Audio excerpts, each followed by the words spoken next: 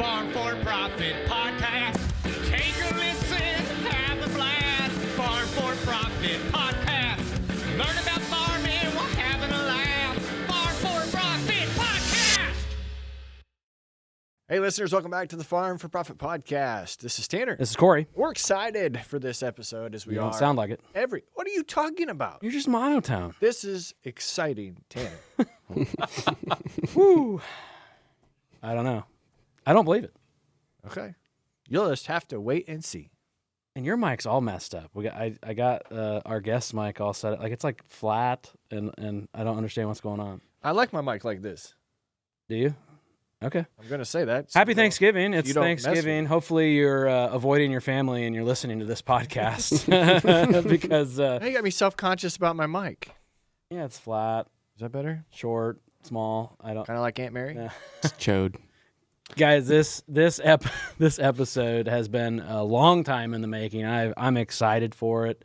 We have been guests on their podcast. I'm gonna just continue on like introducing them, so it takes that long. Go for it. But I mean, share the show with who you know, right, guys? Because that's the ticket to admission, right? That's what we call it. That's right. We don't have a Metreon though. We've got a Patreon. So if you guys could please go follow the Patreon. Actually, we've got a good way to get that for free for a year. If you go Kiowa put the deal up for TerraClear. If you go fill this form out, you can get some money off TerraClear, right? It's a percentage off. Mm-hmm. I think so. Something like that.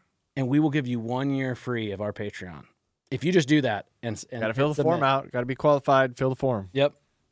So also you can call or text us 515-207-9640. Tanner, whatever other announcements do you have before I introduce them? If you want to connect with us via email, it is now connect@farm4profit.com. If you still remember the old one, that's fine. I'll check it. But we prefer that you go to connect@farm4profit.com. I'm sure you'll have lots of feedback on this episode. Hopefully positive, right? Yeah, You think? absolutely. But no, it's a pleasure to have these guests in our studio. Why don't you get them introduced? Today on the Farm4Fun show, we are live. Happy Turkey Day, everyone. It's Thanksgiving. Tomorrow you can put up your Christmas tree. Every Christmas tree that was put up before Thanksgiving, I saw a meme on Facebook, an elf drowns a baby reindeer. Oh, that's terrible. We meet up with a pair of guests in studio live that's been coming for years. They came onto the scene, I think, in 21. Yeah. 2 years after we started, reached out to us, and they soared right past it. They're the best podcast in ag. They have an amazing YouTube channel, an amazing meat business. They recently bought just over 900 acres in Washington County with their Bitcoin holding, Tesla stock, and farmer grade meat business. Please welcome the best podcast in agriculture, Tork and Sawyer Whisler of Barn Talk. Yeah. Hey, thanks for having us, guys. I don't We know. had to throw the Tahoe in on that land deal. Yeah, just to make it work. That was the down I didn't payment. have to give it up. But Yeah. I did. But- It was tough. I didn't know we were playing two truths and a lie today, but I was really, that's a hell of an The intro. only lie is they didn't give up farmer grade for the farm ground. Yeah. There you go. I was really hoping that tweet that I made would have went somewhere. I Yeah. thought, people would have just I hated on it. I did have like 5 people call me. Did you? Yeah. Yeah. So it did go further. It than, went away. There were some pretty there were 3 people I knew, but 2 completely random people that tracked me down and were like, "Is that right? Is that true?" No, we appreciate you having us on, man. This has been, you guys got a heck of a setup here, and happy Turkey Day to everybody out there. A lot to be thankful for. Absolutely. Yes. I mean, it ain't no barn. No, but it's pretty damn awesome. We have You guys barn got wood. a really cool thing going here. For Yeah. Yeah, sure. it's awesome. We Yeah. put that up for you guys. We wanted you to feel love like it. you're at I home. do. I like it. I feel at home a little bit. I'm thankful for Airbuds because, if you're listening to this, chances are you're huddled like in the basement or somewhere away from your family, and Yeah. you're like, you just got to have some sanity. And Or that after dinner nap. Yeah, Just throw that exactly. in. Yeah. They're going to hear Tork's soothing voice and just, Hey, that's fine. your I don't eyes care. It's getting still a very download. heavy. yeah. Yep. Still a download, still a play, still a stream.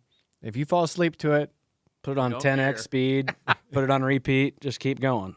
We got That's to right. catch up to these guys. Harvest season is here, and so is your competitive advantage. That's right. The Estes XPR3 concaves are a total game changer. Think one concave, all crops, no bands, no switching. From wheat to corn, soybeans, you're rolling non-stop. Backed by their patented technology with 250% more threshing surface, you get cleaner grain, fewer fines, and beast-level capacity, all without trading combines. If you're interested, visit EstesPerformanceConcaves.com to upgrade your combine today. Estes XPR3, harvest smarter, faster, and better. So when this comes out, what are you guys going to be doing? Well, I'll probably have had 3 plates of food and probably got 1 extra plate that I needed. And I'll be sitting on my butt in a recliner probably Yeah? watching football. Will you be together? Yeah, we're going to actually go to my uncle's for Thanksgiving. Okay. So down in Tennessee, Nashville. Oh. So, yeah. So, yeah, we're going to do that. They just moved there this year, so we'll see. So are you going to go down early and enjoy the town? Mhm. So, you will probably be doing that. Me, he's not here to defend himself. So my guess is, since we will have been there so long by that point, that I'll be listening to this because I'll be doing anything to get out of the house and away from the rest of my family. Because I don't think we're going to get to do any of the stuff on my list. Sounds like a lot of Antique shopping and economic stimulation of the local economy. And there's some talk of going to some off-Broadway show, some cultural activity that it would be lost on me.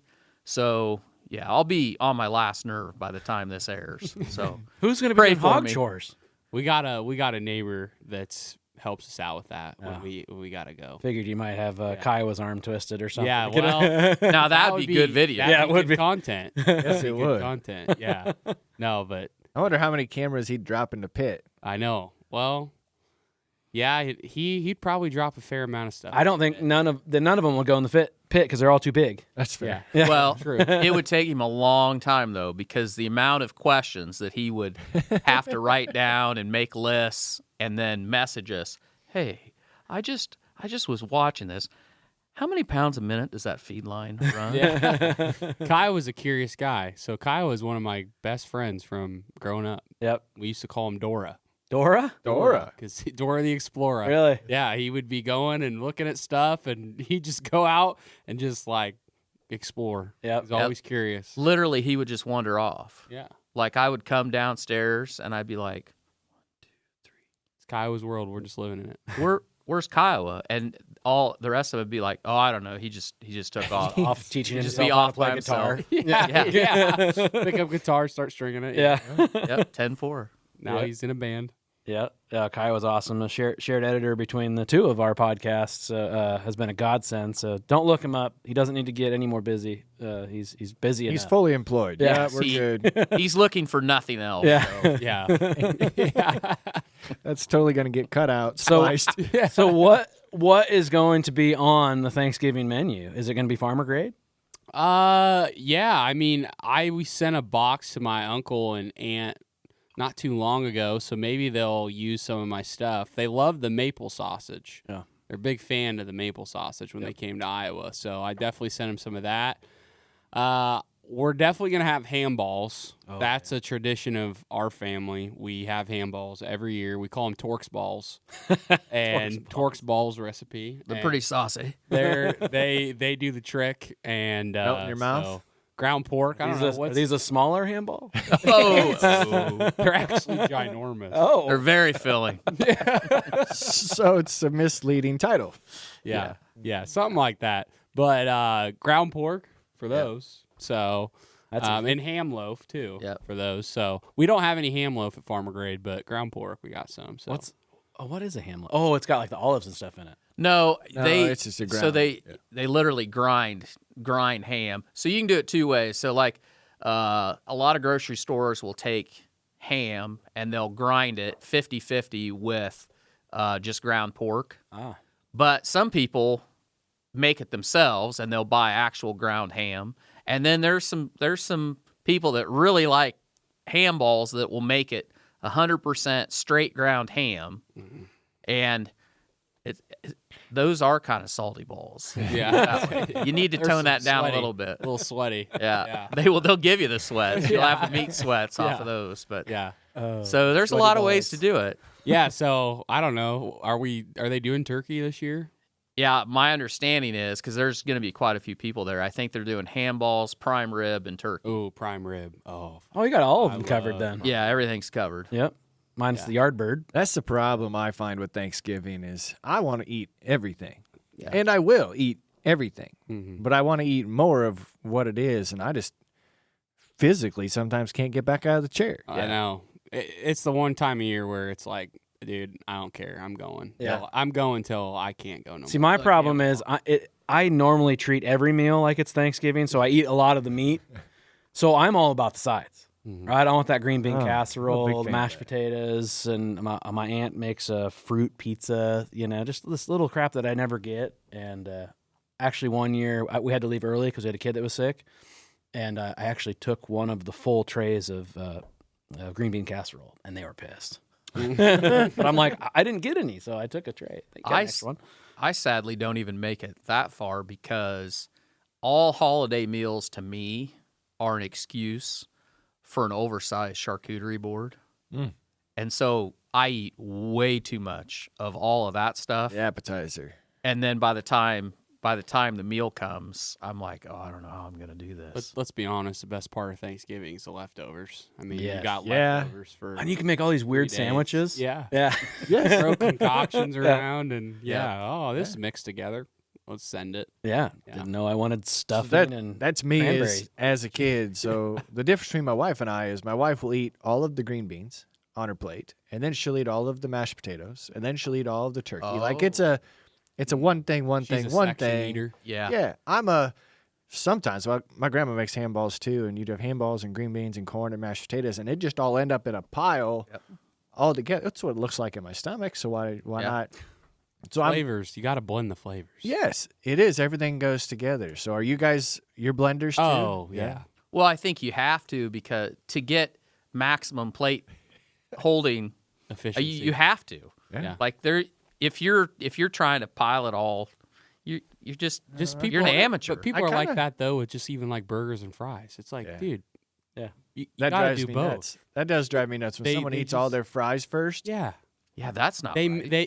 It's a relationship that you gotta eat. You should probably eat a couple fries. You should probably liquidate that friendship if you run into somebody that eats I all think the so, fries yeah. First. I mean, there's something not right there. Are you that way? I'm trying to think now, watching you eat. I mean, it's if I have quiet. He's awfully if I have to be, no. What I was thinking about was I have not had fries from a fast food joint for a long time, and I was thinking the Wendy's Frosty with fries. Yeah. Dip the fries in. your Frosty. mind wasn't even here. That was you. were No, off because and- you guys gave me a Wow. trigger word, and I'm like, oh man, I haven't had that in a long time. So do you have any weird Thanksgiving So items that is Cody, specific to your who's family? Michaelis, sitting in here, our new hire sitting in here, he actually put a poll out on Snapchat.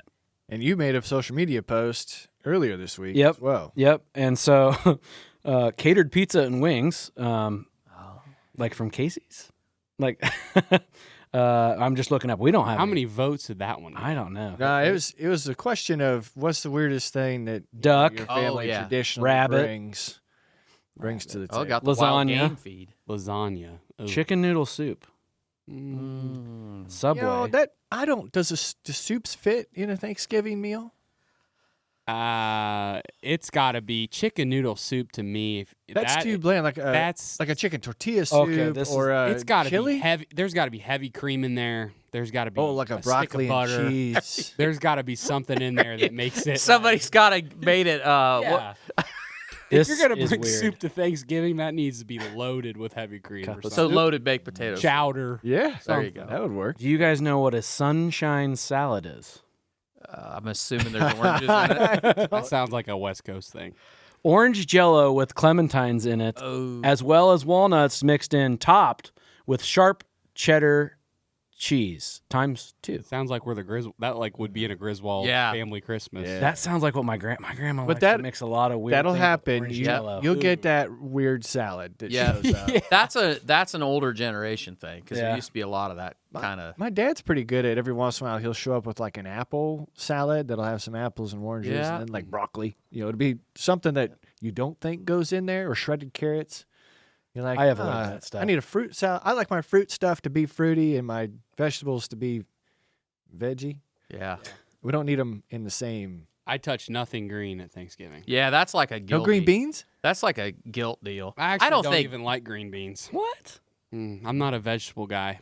I like asparagus, carrots. I can do corn, if you can even consider corn. I mean, it's out there, but not a whole lot of greens for me, unless it's on a sandwich. Yeah. But fruit, I like fruit. I'll give you Somebody a weird Thanksgiving that we don't do anymore. But when I was a kid, my mother, she was one of those. She was of the age where all the convenient stuff came out, like when we would sit in the basement and have TV dinners, and we all thought it was cool, you know. Yeah. So I remember, I want to say more than once, we had Thanksgiving with her side of the family, and instead of a turkey, we had a turkey roll from the Schwan Man, like a 10-pound. What part of the turkey are you rolling? Oh, it was half dark meat, half white meat, Oh boy. and I think it was all extruded. I've never seen it since, but I'm pretty sure Was there she got anything it from in the, it? Here we go. He's bringing it up. But that looks like something that somebody put It together. was way more gourmet than Yeah, what Tork's this did describing. not- this Schwan's Man think- turkey. Well, it is. Think of a 5-pound chub of summer sausage, but it was turkey. Oh That boy. sounds horrible. And I can remember being like 7 years old and thinking, this doesn't look. It had what to have is been this? when you were 7 years old, because it was before cameras, because there aren't no pictures of it. There you go. Well, or it didn't sell very well. There was one lady north of Washington, Iowa, that bought like 3 of them, and that was it. And That was Schwan's the just like, inventory. cross that off. I'm glad you never carried that one on. Yeah. I never saw that. Is Schwan still in business? No. They aren't? Well, I've heard that they've gone fully e-commerce now, and I don't know if they're under a different They brand. were just in business the other year, because they still ran through the neighborhood. There you go. Well, maybe they're just getting rid of the locations that didn't have Oh, a I whole lot of wasn't business spelling anymore. Schwans right. Yep. That's there probably you why I go. couldn't find the turkey roll. Yeah, There goes But that. I heard that they've gone full e-commerce, but I don't know. They Yeah, might I have been feel like I've little seen a lot of gateway their trucks between- sold. They were all LP, I think. Yeah, they were. Yeah, everybody's selling their trucks. I actually have farmer grades in an old Schwann's building. Really? Yeah. So I lease a old Schwann's building and operate out of that. Works good. Wow. Well, this is a Farm for Fun show, and we are It here is. to actually It not is. talk about all the Thanksgiving Well, things, but okay. Hey, so we're having let's fun though. Right? let's take a little break from this, but I do want to come back to it. I want to do a snake draft of Thanksgiving foods. Okay. All So right. when we come back to it, be thinking about So we'll finish it up with like your top 4, top 5. Someone might steal yours. So you may have to have a couple That's more all in right. mind It's all right. to kind of wrap up celebrating Thanksgiving. Look at that. He's going to tie it all together. Put a little bow I on love this. it. I love it. I'll keep my He hands. is It's like a you've done this professional. before. It's amazing. Only 500 and whatever many times. It's almost 600. I'm just going to start saying Wow. 600. round up. Yeah. Well, we probably actually have done 600 shows, just a little bit less have been put out. Holy shit. If we get to that many, one of us is probably You're gonna gonna have more wrinkles. well, I was just going to say one of us is probably going to have an assault charge because we're going to be dang See, here's tired the of thing: each we just other. have to try harder. So you guys don't like. we have to. What is it? Lower our standards and up our average. That's that's what we have to do. So Okay. I do like So that. anyway, let's get your guys' background story. I'm sure everyone knows it, but on the farm first, and then we'll get into the podcast and how that came. So we'll have to start with Tork. Yep. You've been farming all your life, right? Yep. Barely getting by my whole life. So I'm the youngest of 3 boys. I live right where I grew up. We farm 400 acres, and we farmed that for a long time. Our farm was settled in 1853 is when it was land granted, and my dad inherited a 1/3 interest in 160 acres back in the 50s, and then the hog business. You know, he started raising hogs when he came back from World War II, and so I grew up. That was all I ever knew. We had 200 sows, farrow to finish, and I thought that's the ticket. Of my, like I said, I'm the youngest of 3, and I was just my dad's shadow. You know, I just followed him around, and nobody gave him any crap. So I was like, I think this is a pretty good gig. I think this is what I want to do. Yeah. And when I got out of high school, I went to Kirkwood Community College to learn how to drink beer out of a funnel. And once I figured that out, they said I could keep coming there as long as I wanted to, but I probably wasn't going to get a degree. So I came home, and we went to raising pigs, and we did that clear up through the 90s. And by 98, we learned that economics is not your friend in the hog business when the margins got to where they were. And so then I went to work off farm, and ultimately worked for a company building hog buildings, sold a pile of hog buildings, and eventually came to the conclusion that I needed to get back in the hog business. So built a few sheds, and by the time Sawyer was a senior in high school, he wasn't sure what he was going to do, and he made the decision that he was going to keep choring my sheds, and I was like, why only fight on the weekends? We should be able to fight all the time. So it worked out that I came home and he didn't go to college, and then that's when all the funny ideas started. Yeah. So I grew up, my dad worked off farm a lot, but my grandpa and him farmed, row cropped, right, in the fall. And so there wasn't a whole lot for me to do as a young kid on the farm. I was really interested in sports. I was really interested in girls. I was interested in, I didn't know what. That really hasn't changed. Yeah. Has it? Yeah. I was a young kid focused on sports and all the things. And school never really spoke to me. I liked the socialization of school. I liked the idea of growing in school, but it wasn't my passion. Farming, business, always kind of were the things that I gravitated towards outside of sports. And so when I got older in my high school years, I started to realize, like, sports probably weren't going to be my future. So what is the next thing? Like, what is the thing? What am I going to do with my life, right? That's the question all these young people got to figure out. And I figured that if I was going to go to college, I would have went to Iowa State and probably got an ag studies degree and came back to the farm 4 years later, and do the same thing that I was going to do right out of high school. So I just made the decision that I was going to jump right in the farming operation, because at that time, like Dad had said, early, all we had was the row crop acres. But as Dad was building a career outside of, the farm, he came back and started building sheds. And so that gave me an opportunity to do something on the farm, and essentially brought the next generation back. And so I started choring those barns probably when I was 17, still in high school, 16, 17, and then went full board when I was 18. And at the same time, I was really getting into entrepreneurship and creating content and business. Like, that started to really speak to me. And so when I was 19, I was just discovering, okay, what do I want to be known for? What can we do on social media? Because I knew that there was a lot of people having a lot of success on social media. I just didn't know what that was going to be. And so I discovered that there was this whole, niche of farmers just showing what they did on their operation every day. And I was like, well, shit, why can't we do that? And so I bought a camera and just started vlogging what we did on our operation. And that's our farm channel, This'll Do Farm. Started that 2019. And then from there, we just continued to build it and build it and build it. And I started getting Dad involved, because anybody listening hasn't figured out, you're pretty charismatic. Needed some talent. So, yeah, right.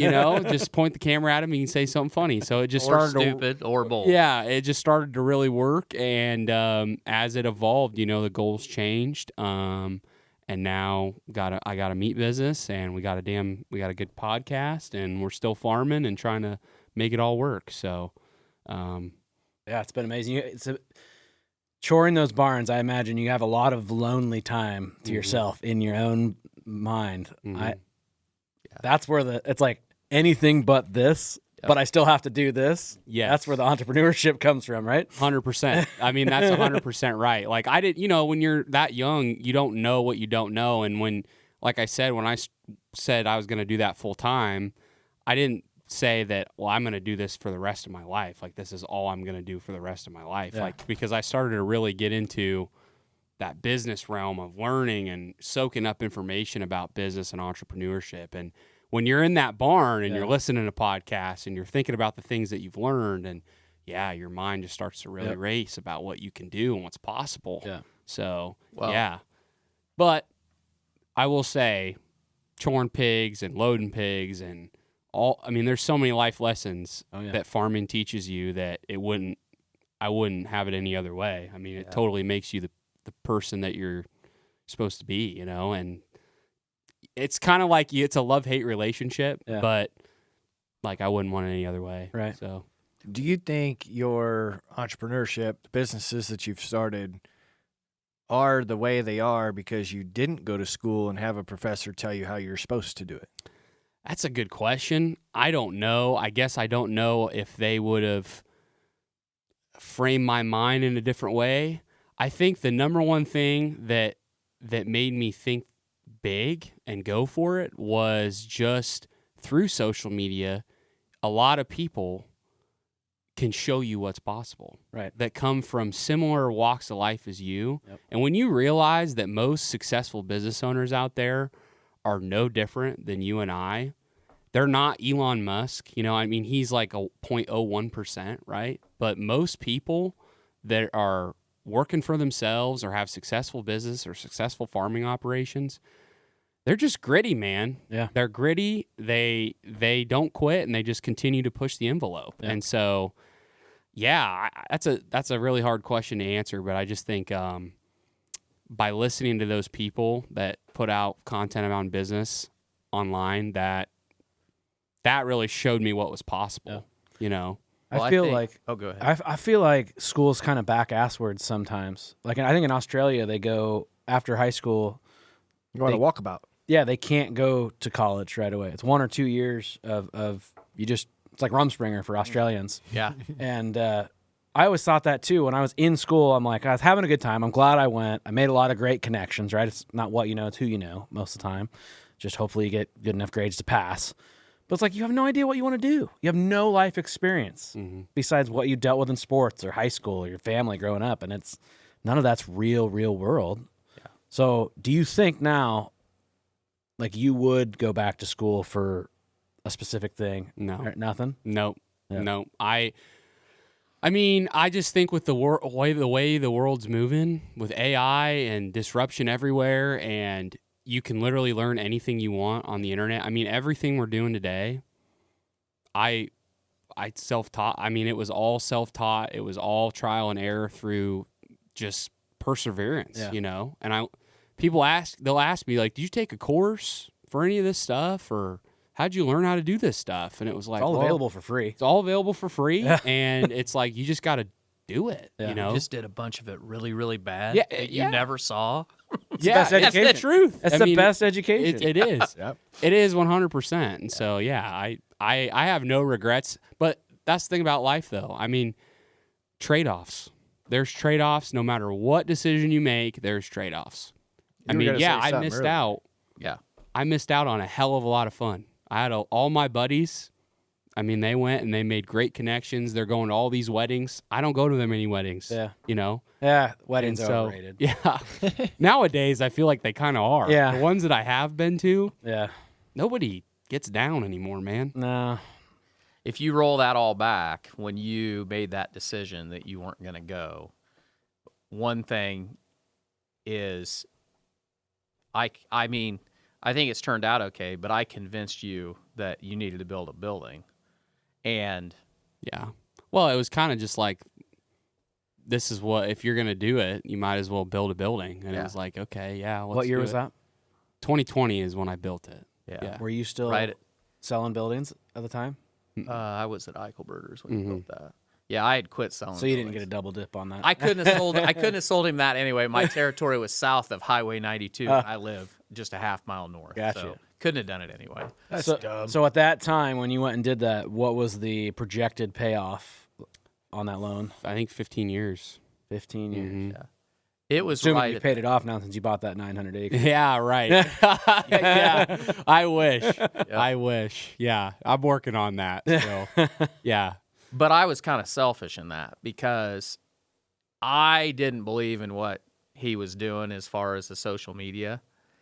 I mean, I wouldn't say I didn't believe in it. I didn't realize the potential. And that goes to another point. But I felt at that time I needed him way more than he needed me. And my biggest fear was that we were going to get a year or two into this, and then he was going to go, "Oh, this sucks. I'm going to college. I'm out of here." Yeah. So I was like, "You need to build a shed." Because then I had him. But to what you said, part of the advantage that young people have, and I see this all the time, is the older you get, and I've really started to feel this because I'm 54, and people make the statement you have to keep the old man out, and that is true because when you're his age, your perspective is huge. There is nothing that isn't possible. Everything is possible. And then as you have life experiences and you get kicked in the nuts a few times, you start to realize what's not possible.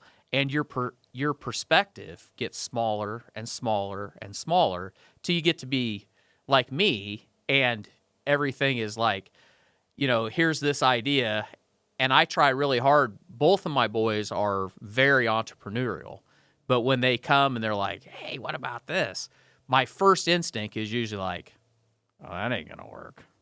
But I don't say that. Someone's got to shoot holes in it, though. Right. Somebody does. Yeah. And they're usually pretty good. But when he was starting, he believed anything was possible. And the success of what we've done, I'm just riding the coattails because I didn't have that vision. I mean, I feel like I have it now, but yeah, that perspective is amazing when you're that age. So to your point, talking about college, I mean, it's hard to say. You didn't go either. He did, but then he didn't finish. That's right. Yeah, I just went for one semester and said, all the fun people wash out after the first semester. You're like, where's Todd at? Oh, he's out here. See, I was lucky enough that I lived 10 miles from the college, right? So I was still farming. I was still trying, hustling. I had a hay business and all that kind of stuff. It's just, I don't know. I had a lot of fun, but probably would be a lot further in life if I just would have buckled down and did something. But When my wife went back to school in her 30s, she got way more out of college during her master's degree than she did during her bachelor's program. She didn't go straight from one to the other. Always wanted to get her master's, but worked for 10, 15 years almost. Went back and it was like, oh, I think for a lot this of people, applies here. focused. This applies here. I can make this relate. This is, I think for a lot of people that does work. But I think, Sawyer, you made it past the point of no return, which is probably a very small percentage of people that don't go to college or don't go on to a trade, is you found the value of time. And your time, you don't have time to go. You'll just figure it out, right? Yeah, and I just want to say, if you go to college, I don't think college is bad. I think it's a good thing. I think if you are going for something that has, it's got a long runway to be in the workforce, and it's sustainable, and you can make good money, and go for that. I'm not by any means saying most people shouldn't go to college, right? Yeah. But I do think you have to put it in perspective. The world is changing very rapidly. The price point of what college is today is a lot different from even when I was making the decision, and what you get from it now versus what you can get from just free sources. I mean, there's just a lot of things, Yeah. So it is something that we noticed because we had a list of applicants wanting to come for this position that we had advertised for. And the fun part about those fresh out of college is you're like, all right, clean, no perspective. We can kind of train them to be what we want to be too. And then their professors are saying, you should ask for this salary. And we're like, huh? Right. You have no experience. Right. You've got an internship, you got whatever it is, and you're sitting there going, well, I guess that's how you pay for a college degree. yeah. I mean, you can't ask for six figures out of college. I guess you can. You can. You I can mean, ask it for whatever depends you on. want. It just really depends on what you're gonna do. You know. Holy smokes. I'm sitting Yeah. there going, I remember when I got my first job and it was a $32,200 salary. Mm-hmm. It's like, wow, I have never made this much money in my life. When I've listened to a lot of business owners just talk about they don't give a shit about the degree anymore. I mean, it's based on who you are as a person. Mm-hmm. Do you have integrity? What are your values? Can you fit the culture of the company? And can you have experience in the thing that you're going to do? Yeah. And are you coachable? Yeah. Can we teach you? But if you're indoctrinated and you can't learn and you're so set in stone and concrete on what you believe in, they don't want a project. No. They want somebody No, that's no. willing to learn and develop and grow. Yep. So I don't know. We took Corey on, and he's a pretty big project. yeah.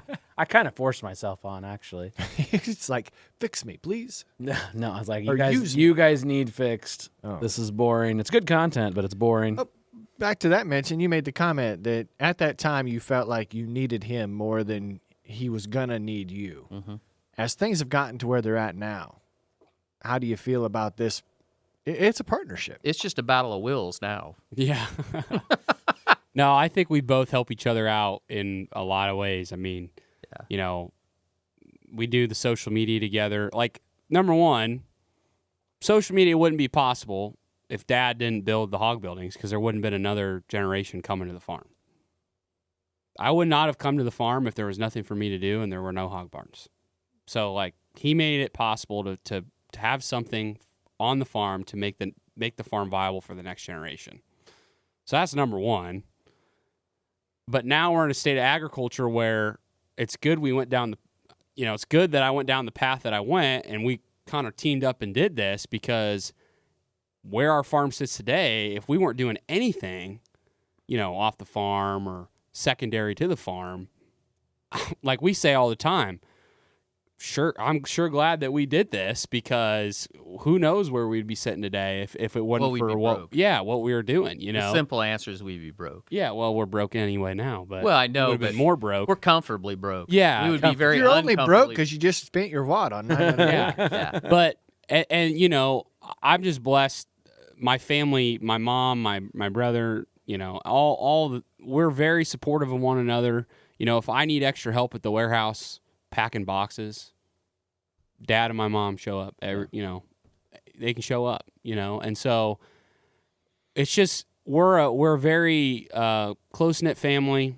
We want each other to be successful. We want the best for one another. I think we do a really good job of leaving our egos at the door. And it's really just about let's carry this family legacy on. Let's try to make the right decisions. Let's see everybody win. How can we do that? Yeah, that's a really good point because I think that's something that is a little bit unusual because you see that and you see families that for whatever reason, they can't. Everybody has their piece and they're all competing and it causes a lot of strife as far as not being comfortable with the roles and somebody's got, this much better than I got. And with us, knock on wood, we've all just had this overarching, I guess, vision that we just want to make it.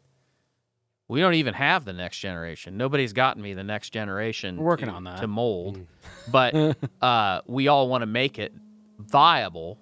Not saying that anybody will, but just that the same opportunity that you had will be there if another generation decides they want to do it. And so, I mean, that's the mission statement. Is your brother involved in the farm?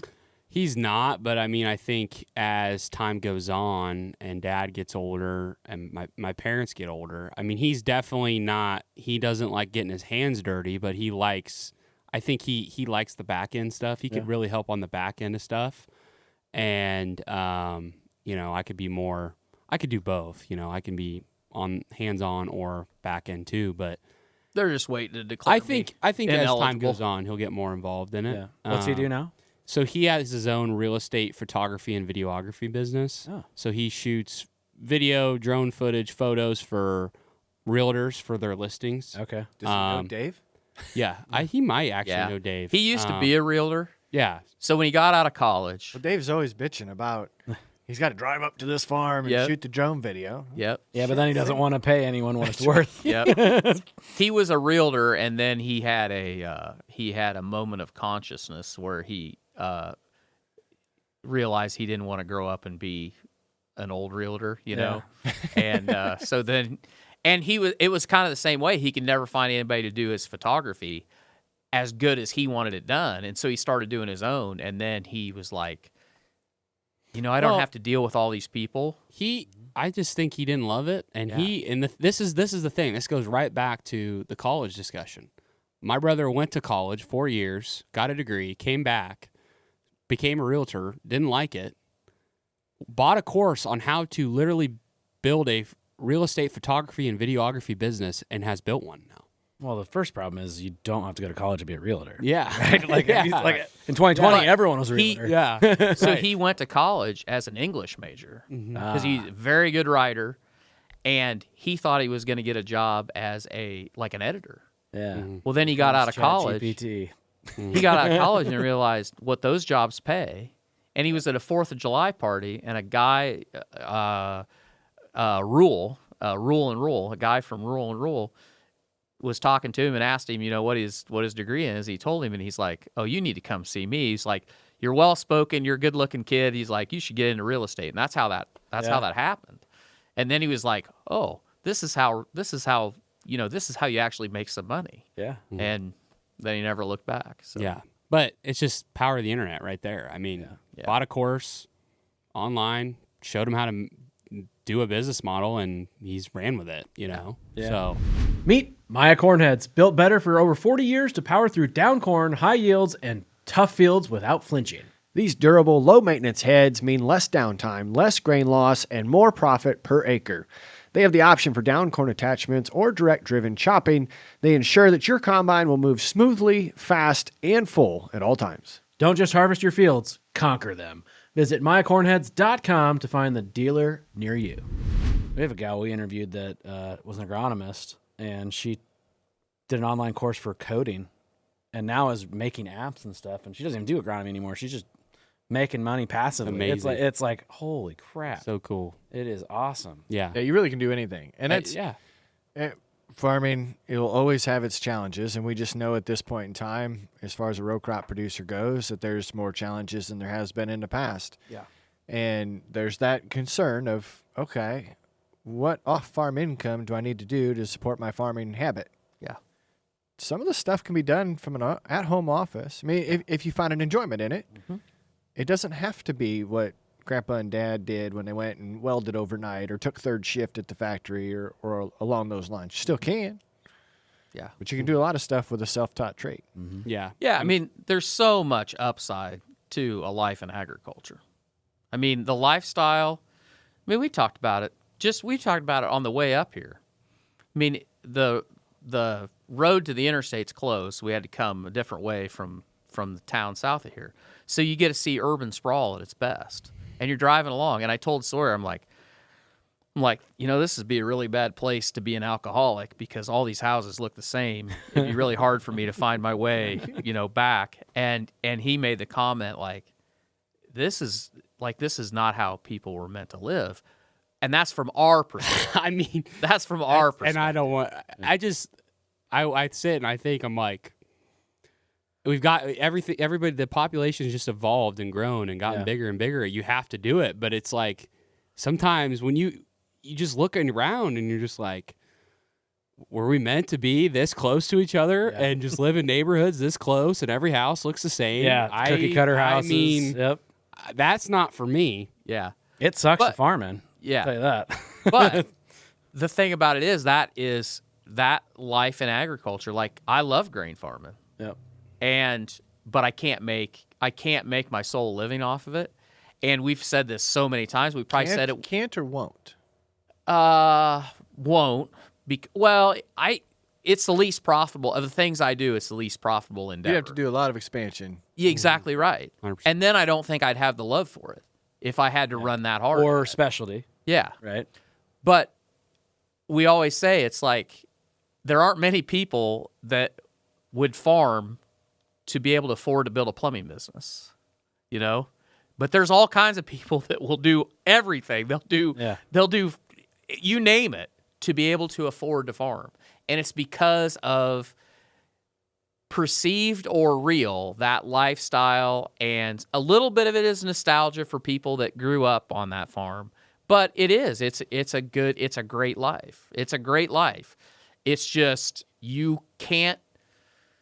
It's very difficult to do it today. The way that we have in our mind is the traditional way that you've done it. Like, you have to have something, Or you have to get big. or you have to get big. Yeah, there's 2 in the county that my in-laws farm in. There's 2 former doctors. 3, if you count a vet, still a doctor. Yep. That worked that as their professional careers and then wanted to farm. One moved from North Carolina to central Iowa to buy ground to then have a family farm and pass it on to the next generation. You don't hear very many farmers that work all their life to then build a dentistry Exactly. and pass that on to the next generation. Yeah, and I have to stop you. For my good friend Ethan Spronk, who might or might not hear this, my favorite veterinarian joke is, do you know what a veterinarian and a chiropractor have in common? It's not a very good joke.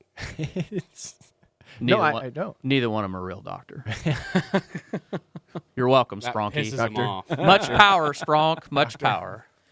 Tork, when you came back to the farm, you said you had 200 sows. Yeah. Were they all outside? No. So my dad built his first confinement when I was 1, which was pretty early. So 1971 is really early. when he built it. And there were actually 5 guys around us, and all 5 they got a package deal, and they built them all, and they were finishers. So we were farrowing outside, but we finished the pigs in this finisher. Okay. And then we put all the sows in 76 and 77. And originally we had 160. And then we added on and we had 200. And then when I got out of high school, I worked for my dad. And Gary Ledger, who was a premier guy, moved to Williamsburg, Iowa, and he sold his farm that he had 120 sows, fair to finish, about 5 miles away. And I bought that using a young farmer loan in 92. So I bought that, actually 93, January 1st, 93 is when I got it. So I bought that in 93, and then I married my wife in 93, and I was 21, and hogs were $60. And my good friend Tim Smith at Hills Bank was like, "Yo, yeah," and I knew, like, I didn't know sickum about money, balance sheet, nothing. All I knew how to do was raise pigs. Yeah. And I'll never forget this. Tim Smith was like, "Well, let's do a cash flow on this, and we cash flowed everything out and all the expenses, and we had like a cost of production, a break even of like, I want to say like $42 or something like that. Hogs were $60. Yep. And I was 21. I was printing money, man. Yeah. And 96 came, and hogs went to like 20 cents. Yeah. And then we muddled through that, and then 98 came. And I mean, it was just a train wreck. Yeah. And that was when, and so after 96 was when my dad and I decided what we did is we combined all the sows. We converted the farm I grew up, we converted that all to gestation and farrowing, and then we moved all the nursery in my place. and then we finished on 2 other sites. Okay. And that's how we made it work. But there was no making it work when it went that far south. And what year did you get out of the sows altogether? 90, probably 99, I suppose. Yeah, 99, because I actually went to work. 99 was when I went to work in the construction world, and I worked for a guy in Washington that probably built like 10 buildings a year. And then I ended up going to work for Precision in 2001.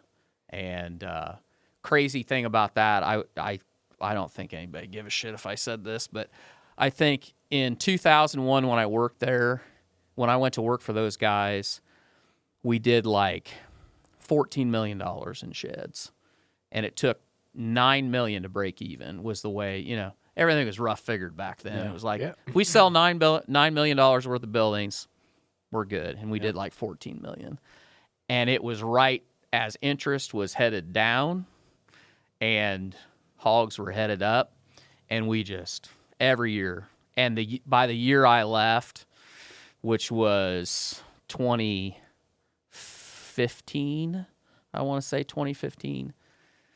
I don't even remember. It was over 100. It was 100 and maybe $180 million we did worth of sheds.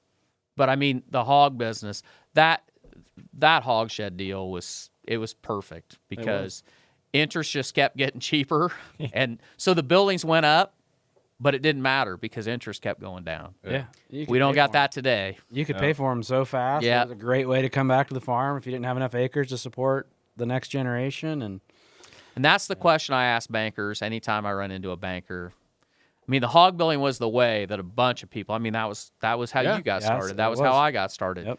That's how he got started. That's basically what happened to my dad after Grandpa had his heart attacks and Dad came back. I mean, he basically had to support Grandpa and him and couldn't do that on the crop acres. So, yeah, I still remember, I don't remember it, but I remember the stories of it and some vague memories of Dad farrowing sows in an old milk barn. Yep. And then we had the farrowing house, which had elevated. I mean, the sow had to jump up 18 inches to 2 foot to get above the pit that we scraped or drained, you know, to farrow in there. And then I remember when Dad built the gestation barn attached to a couple of farrowing rooms. Yep. And everything just kind of kept getting nicer and more convenient to be able to do it. And then he added an extra 120 crates or something like that to the gestation barn. Well, then we had to reopen the old farrowing house because the 2 farrowing rooms couldn't hold. And then you build upper decks because when you had good litters and early litters, then you fostered them and you put them up. It's just the innovation that he went through to keep the operation alive, to do what he had to do. And we never, I shouldn't say never. I think I can say never. He'll probably correct me because Mom's a super fan. We did have a nursery for a little bit on the west side of the road, but pretty much all of our pigs were custom nursery. Yep. And then they'd come back and we'd finish most of them and a couple of custom finishers. But I do remember that old nursery across the road. It wasn't very big. It was another cattle shed that you just took a part of the lean-to and made it work. But the problem we have today is you ask a banker, what's that thing today? What's that thing that can bring another generation back? And they just look at you and they shake Social media. yeah. Well, it is. I mean, it is. Yeah, there's a lot of It's a direct consumer meat business called Farmer Grain. Yeah, something That's like a beautiful tie-in. something like that. Yeah. How did that come about? I guess I kind of gave you the quick story about when I got into social media. I mean, I got into social media, one, because I didn't like how people were portraying the hog industry, and I felt like of the farm niche, I knew that our niche would be the modern day hog farmer, because that's what we do most of, which is a little bit different if you look at YouTube channels in the farm community or just brands in the farm space. And I wanted to promote agriculture in a positive light and combat that and show the real life that we actually care and here's what it is and just be transparent about it. But the other side of it was I had watched a lot of people outside of just agriculture, a lot of fitness entrepreneurs, just entrepreneurs in general that had built followings and launched businesses off the back end of their audience. Nick Bear is a perfect example from BPN. So Nick Bear was a guy that grew up in Pennsylvania, went to the military, started a supplement company called BPN while he was in the military, documented the process, became a hybrid athlete. He kind of coined the term hybrid athlete. And now BPN is a $50 million supplement business. And he did all that documenting his personal story on YouTube. And so he really inspired me, like, man, there's a lot more to this social media stuff than just followers and likes, and there's so much more that you can do with it. And I started to look at that really early on. You know, that would have been in like 2017, 2018, 2019 that he was doing that kind of stuff. And so that inspired me, and I always said to myself, if I can build something on social media, I would love to launch a business off the back end of our social media audience. I didn't know what that was going to be. I didn't know if that was going to be something related to fixing hog barns, a power washing crew, if that was going to be, I had no idea. But all I going knew, to build a really nice dead cart. yeah, Hey, I think I've got 4 or 5 designs that yeah. the number of dead pigs you pull out. I'm sure Corey's got My designs. brother designed one in Iowa State at the entrepreneurship. It was called the Pinch, and it was literally not a cart. It was like a snare system that hung from the ceiling. Oh, It yeah. was like felling logs for Yeah. loggers. Like you could Yeah. just take several of them out one time. Yep. Yeah, so I mean, pretty much, we built the following.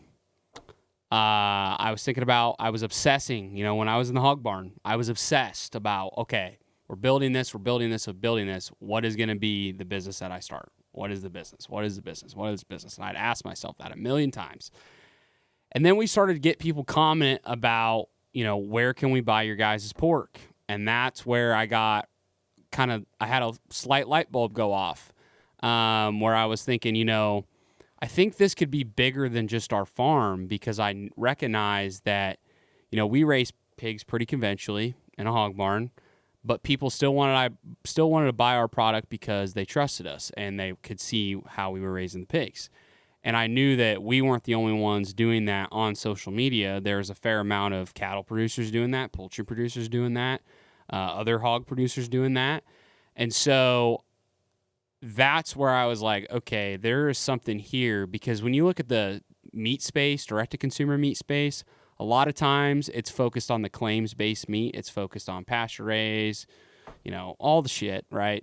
And that's what they're selling you on. They find whatever little thing that they're going to focus on, and that's how they're going to bring it to the marketplace. But for us, I was like, we're just going to be the most transparent meat business out there and source meat from farmers that are actually showing what they do online through social media. And that's what sparked it. Well, that's impressive, because I was thinking maybe the route of starting it was like all of us. You got friends and family that always want you to, hey, can I buy half? Yeah. Can I buy a quarter? And you send it to the local locker, and you just got sick of that, and you're like, no, we're going to put it in a box. Mm-hmm. But I also, I assume that's a challenge, because we've had a couple of restaurateurs on that do the farm-to-table type scenario, and the biggest thing they have is they got to get rid of the ground product. Mm-hmm. Yes. It's a lot of people order steaks, order pork chops, order hams. Is that a battle for you? Getting rid of ground meat? 100%. It's a battle. Yeah, and that's there's a lot of unknowns about the meat industry that people don't even realize. It's kind of the underworld. There's a lot of things that happen in the meat industry. I mean, there's a lot of people that don't even buy full-on they don't buy the beef. They'll just buy primals. They'll buy rib roast. They'll buy strip loins. They'll buy tenderloins. They won't deal with the grind because they know that they're not going to be able to move it as fast as everything else. But Well, there's people out there that are private labeling box beef. box beef from I a mean, packer here, plant. perfect example. Get online and look at what's the guy Meat Shirt. I shouldn't pick on him. Well, it's not his deal, but he's promoting 44 farms. He's getting his meat from 44 farms. Well, I don't know what 44 Farms does. I don't know if they're one, but what I've realized is there's a hell of a lot of meat business out there that buy box beef from the packing plants, private label them because they understand that they cannot economically process all that beef, all that pork, and pay for the live animal and get it processed.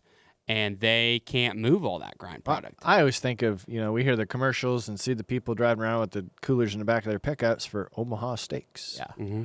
Yeah. Yeah, and There was a truck turned over on 35. We got to get rid of the steak. yeah, They're half-inch T-bones. This weekend at Sam's Club parking lot. yeah, yeah. So it's definitely a challenge, but we put out a new subscription offer that was free ground beef for life, and so that has really got a lot of people in the door, and it's moved a lot of grind on the beef side, which has been awesome. And then on the pork side, it's just about getting creative with your pork grind products. I think people like specialty links, they like brats, they like hot dogs, they like pork sticks, they like different types of sausage. But I think you balance direct to consumer if you could find a healthy wholesale side of your business where you can get some restaurants that are taking a lot of grind. But it's just figuring out those puzzles and those systems to move everything effectively. Forecasting's tough, but I'm really struggling to remember the guy's name that we had the interview with, to where his solution to getting rid of the grind was he had a steakhouse, and across the road he built a burger joint. Yep. And he will actually, I don't want to misquote it. You have to go back and listen to the episode, but that chef, wasn't it, from California? that has the TV show as well. Yep. Mm-hmm. But he ground the whole calf. So it was a high quality grind. The steak restaurant, steakhouse got the steaks out of one, and he took that grind, but the blend was still a very high quality of grind for the burger joint. Mm-hmm. But that's what he made disappear. So he made an outlet. Mm-hmm. Yeah, you got to find a way, and beef sticks are another thing. Everybody wants to start their own snack stick brand. Absolutely. That's I want to know, who's the taste tester of new products. Yeah. I would just say the whole family. I just give everybody samples. I would nominate Farm for Profit. Yeah, we could give an unbiased opinion. Yeah, I could send you a box, no doubt. Well, you've heard. So as he said, his mom and I will go help pack boxes, and the benefit package has not been stellar, But what I've learned is you can't sell meat if the seal's broken on it. So, there might or might not be a ribeye or a T-bone here or there that just hits the floor with enough force that the seal breaks. I'm sure he bans all sharp objects. He's tried to really throttle it, and he gets kind of pouty when he hears things thump against the floor. But, you got to do what you got to do. This is, if you haven't picked up on it yet, Tork's bullshit. He can bullshit with the best. There's sarcasm, and that's some of it right there. Yeah, because if I caught him slamming steak on the ground, there would be words. Right. There would be some words. Right. But I haven't caught him yet. That's just because I'm so good. Yeah. Okay. Yeah. He's a professional steak stealer. Yeah, that's right. So, Trish and I have never eaten better since we started helping out, packing the box. I was in a group, a chat with a bunch of guys in, I don't know, we called it the workout something or another. We were working out in 2020, but a lot of them were in raising livestock. And we were talking about one day blockchain in agriculture. And obviously that's a cryptocurrency thing, but actually the blockchain technology is tracking from where this goes all of its life. You have essentially established that by telling the story. Right. And they were saying, people want the story. Who cares about whether it's hormone-free, grass-fed, whatever? They just want to know it was produced by a family farm, and here's the story. So literally it's a QR code on a menu that you can do that. So you are doing that without having to have, all this beef, all this pork, all that, and you can just bounce around. I think it's amazing. Yeah, well, no, I appreciate it. Yeah, it's that's the thing. We're just trying to bring the most transparent meat to the marketplace, right? We're just trying to, when people see this logo, I want them to think trust. I want them to think transparency. I want them to look at it and know that it's supporting American agriculture. Actually, it's true farm to table. We're not just saying we're farm to table. We're actually true farm to table. So when you started Barn Talk, the podcast, did you know that Farmer Grade was the thing you wanted to spin off? That's a good question. I don't know if I knew that I wanted to go into meat business when we first started. You knew you wanted to start a business. the podcast was really 2019, I started the YouTube channel, and then 2021 is, I think, when we launched our first episode of the podcast. So, no, and I started Farmer Grade in 2023. So, somewhere between, I bet in 2022 is when I was working on it for 2 years before I launched it. You knew when we started the podcast, we talked about like the idea of getting sponsorship. And I remember the conversation where you said the number one sponsor of the podcast is going to be whatever product I'm going to sell. Yep. We just didn't know what it was at that point. Mm. And I love that. So you guys have had, I would say there's two ways to go about it, your way and then our way, which when we started it, Tanner was just trying to be a better banker. Dave was just trying to be a better, they were just trying to be the experts in their industry. So their benefit was. Yeah, isn't that wild? We spun completely away from that. We don't want to be the expert in anything. We want to talk to the experts. So, and then I came on, and literally it was just an outlet for creativity because I lost all my friends during COVID, just because I couldn't see anyone. And it was just like, we never set out to make money, but then someone came to us and offered us. Yeah. And so then that was our trajectory was they had jobs. I was farming full time. We didn't need another business. We just wanted to get paid to have fun with our buddies. Yeah. Mm-hmm. And so that was cool. And you guys went about it a completely different way. Like, no, we're going to build this community, and then they're going to buy whatever I got to sell. Well, we hoped. We hoped that we were going to build that. Yeah, I didn't. That's the thing.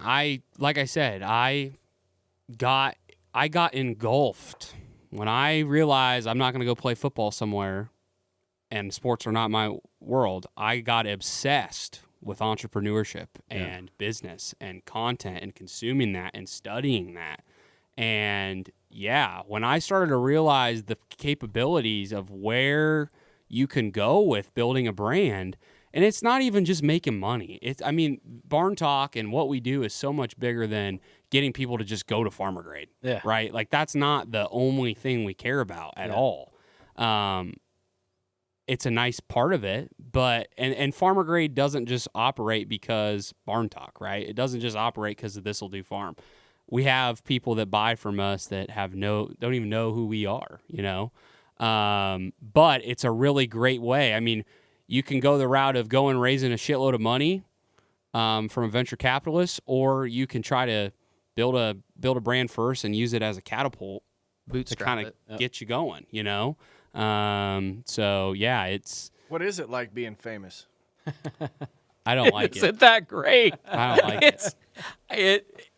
I don't know. I love talking to people, but it's just like I don't feel any. I don't do it for that part of it. When someone comes up to us, it's just like I want to just talk to you like you're just talk regular and just it's not my. I don't love the everybody. People that know us like a ton, right? Like I don't do it for that. Go ahead. Well, I was just gonna say sometimes it's a little bit convicting, I would say, because like when I was at the Iowa State Fair this year and somebody comes up to you because their kids love the channel, you realize like you kind of have this twinge of responsibility. Mm-hmm. And I don't feel like I am worthy of that responsibility, but now I have it. And so, it's like,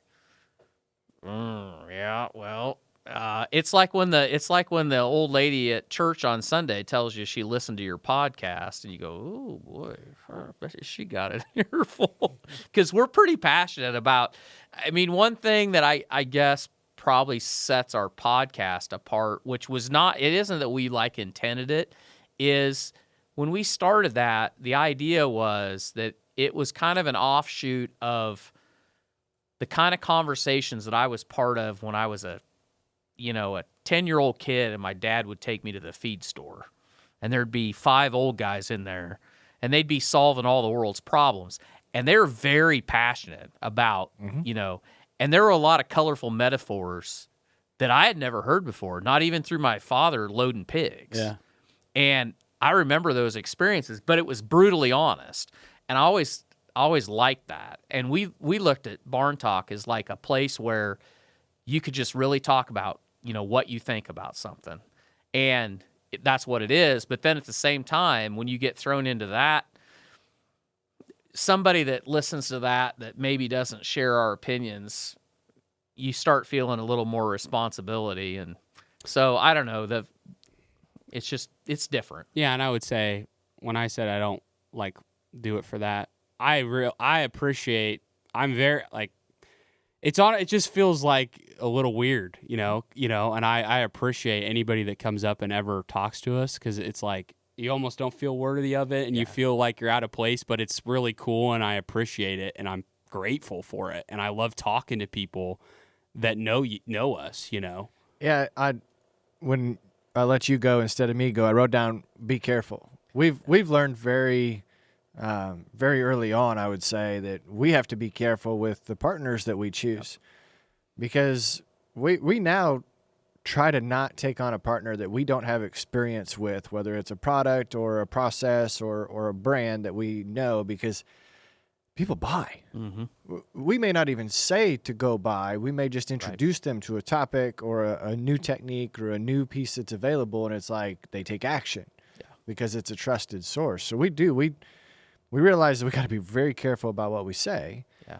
But then again, it's fun. We do have perspective, because we realize a lot of those conversations that we get. The other day I took my daughter to get her cast off, and we're waiting after x-rays, and she's kind of a little bit woozy, like seeing her broken arm, unbroken now, broken arm for the first time in weeks. It's like, oh, this is weird. And so I'm rubbing her back, and she's got her barf bag there handy just in case, Sounds familiar. Yeah, it pretty much runs in the Or he's blood. going to have his here shortly. He yacked on a plane. I did not yak. Nothing came out. Yeah, he dry heaved on a plane coming out of the Rockies. It was some crazy turbulence. But we're hanging out, and this guy gets off the phone and goes over to my daughter and says, your dad's famous? I'm like, man, right now? Yeah. But it distracted her. He was talking to her. They were having a conversation. He was a hog farmer, and it was really a pretty cool experience. But then you also realize that they know you really well. Mm-hmm. So when we're at trade shows, the conversation is more about them. Yeah. You just start asking them questions, because they know who you are. So it's, where you from? What's your farm like? Do you farm with your dad? Do you, or did you finish school? All these things. And it's kind of neat to try and remember. We know we don't, but that's the feeling that I get that hurts me the most, is when somebody's met us before. Mm-hmm. And I've had a conversation with them, and they come up at another trade show and they say, yeah, I met you at Commodity. And you're like, oh, I'm sorry. Yep. I just tell I want to remember them all. I do too, and I just want to tell people, it's like I'm to the age now that for me to remember you means I've had to forget somebody else, because it's max. It's like max capacity. I just can't. It's crazy. Yeah, it is crazy. And it just, the word famous, I almost cringe at it, because it's like it's like influencer. We're not at the really end of the day, no we're not one's famous. Yeah. I mean, that's the thing. Like I can't. I don't know if I could just not. I just can't even wrap my head around that term. Like, I don't even like the term. It makes me feel. No, it's kind of like the pastor in a small town. Like, everybody knows who the pastor is. Right. It doesn't make the pastor famous. Right. I just don't even exactly like right. that term In the niche that we're in. Yeah. Yeah. And you know what's And funny? it's not that I'm not appreciative of it. It's just I don't love that term. Yeah. You know what I mean? So this has probably been, what, 3 years ago? 2 years? Yeah, probably 3 years ago. My wife and I had a Jeep for a while. I always wanted see one. that. Got it. Tanner's got something for you, actually, in his truck. Well, I got rid of it. I got rid of it. Somebody left a duck on Corey's door handle. Oh, nice. Yep. We don't know who it was. Someone also we blamed. Oh, sorry. No, you're good. Tell your story and I'll jot mine down. Okay. So in the Jeep world, they have a thing down on Daytona Beach where they let all these Jeeps out on the beach. And it's super cool. It's called Jeep Beach Week, and it's a whole week long. And there's I want to say there's 5,000 or 6,000 Jeeps that go down there. And it's nuts. And I wanted to go. And so we road trip down there. We took it down there. And it was an awesome time. Loved it. But as we're in Daytona Speedway, and I'm walking along, and out of nowhere, this guy yells, "Hey, Tork," that knew me from the podcast, and he comes over, and he yelled it again, and people, like, there were a whole bunch of people that, like, gathered around because to this guy, I was kind of famous. They had no idea who I was. But they knew. Yeah, but they knew that for some reason I was famous, so they wanted to get in on it. And it's just the weirdest. That was probably the weirdest. There was a kid in line to have a picture with Millennial Farmer at Farm Progress Show that had no idea who he was. But there was a line of people getting things signed and their picture taken with him. Yeah. We were just sitting there. That's what we need is just 30 actors. That's all it would take. That's all it takes. Yeah. So yeah, I mean, I appreciate it. And when we started, honestly, we started the podcast because of our love of podcasts, I think, more than anything else. We just thought it'd be awesome to do it. And now it's kind of taken on and now our goal is to be, like, really good at it. Yeah. We want to be really good at it. I don't know that you guys could have got in at a better time. Yeah, I agree with you. Yeah. The same for us. Just trial and error. Right. Well, we even know that I think you guys probably pushed us to do video. I don't know that we were doing some video, but, like, nothing good. Tanner would just, like, throw up the Canon little whatever point and shoot camera, and it was terrible. And I think that was just, we wanted to touch as many people as we could. Yeah, I just think It goes with Jeeps. It's the same thing. It's the same thing with Sorry, I everything brought else. that up. It's the same thing with everything else. It's just studying. I think when we did it, it was just like we just got to do video. I don't know, because I saw clips and I just thought clips. Well, we gotta came have from clips. video. Gotta That was have the clips. thing. We were already doing video on the farm side. Yeah, So it just made sense. gotta have clips. Yeah, we didn't start a YouTube channel till late. We didn't have a TikTok until late. We had just ran it personal all on our accounts. social or on our personal socials. Yeah. You know? No, that's So 2 years in of farmer grade, are you profitable? Yeah. Yeah, bootstrapping it, profitable. This year is definitely my expectations. We did really good. We've been growing at a really great clip our second year. So I started in June 2023. Had a really good first, I guess, 6 months. First full year, really happy with the results there. This year, I wanted to double. We're not going to quite double because I just feel like we started out early in the year, and I was like, oh, yeah, we're gonna hit it. Because it was really, really humming, but I just feel like the economy has really shifted. And, I mean, you're seeing it with layoffs. You're seeing it with beef price. Just a lot of factors played into this year just kind of slowing down a bit, but we're still better than we were last year. We're still growing at a decent clip, so I'm happy with that. But it's just a matter of you gotta feed a business to grow it, you know. And so profitable, yeah, but you're trying to grow it, so Everything goes back in, you know. But you're coming into Christmas has got to be your biggest time. Black Friday, Cyber Monday, Christmas, corporate gifting, Thanksgiving. Yeah. So right now. Yeah, right now. Yeah. Can somebody still order right now? Yeah, right now. Black Friday sale should still be going on. We have 2 major sales a year. So we have Memorial Day, and then we have Black Friday, Cyber Monday. And those are store-wide sales, up to 50% off for the Black Friday sale. And then Cyber Monday. Now, is it really 50% off, or do you just mark it up? There's like some September, items, October, there November, are- you're just kind of like, oop, ratchet. There are items that are up that are 50% off, but the whole site is not going to be 50% off. It's just not feasible. So. Use code Farm4Profit, and Tork will give you a seal broken Yeah, we'll give package you for free. heck of a deal on that. Is there a scratch and dent option? You just have to sign this waiver that you won't sue anyone. I usually take most of the scratch and dent items. However, if you would like to see Tork and Trisha Whisler actually get a paycheck around Christmas, order a box from There you Farmer go. Grade, because it's dangled out there. If we can just get over the hump, then I'm going to start paying you guys. Yep. That's what I do to Corey. Yeah. Yep. Yeah. So I don't believe you are such a hardcore entrepreneur, I don't believe that this will be your last. So you got to have something else in the pipeline. I just pulled it up. I already pulled up his next idea is on the TV how right many? there. No. And when? No, I don't have anything else. I mean, there are definitely ideas, but I think you'd I'm be the locking perfect guy to I am sell focused. farm smell candles. I am focused on the stuff that we're doing currently, and I just want to get better and better at it and systemize it and hire and just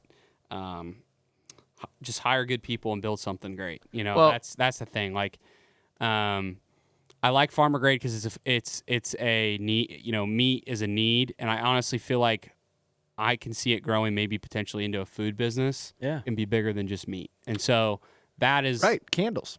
Yeah, maybe. It could be bigger than food. Yeah. I'm at the brand. Well, yeah. I just feel like I like the idea of staying in food because when I'm looking at stuff, Wine. it's like the long run, the runway. When you just look at how the world's moving, like who knows with this AI shit. Yeah. I mean, even the content side scares you a little bit about with everything happening in AI. But regardless, people are going to have to eat something. That could be a good connection to make. You know, we've got a partnership with Sonoma County Wine Growers Association. Wine pairs well with meat.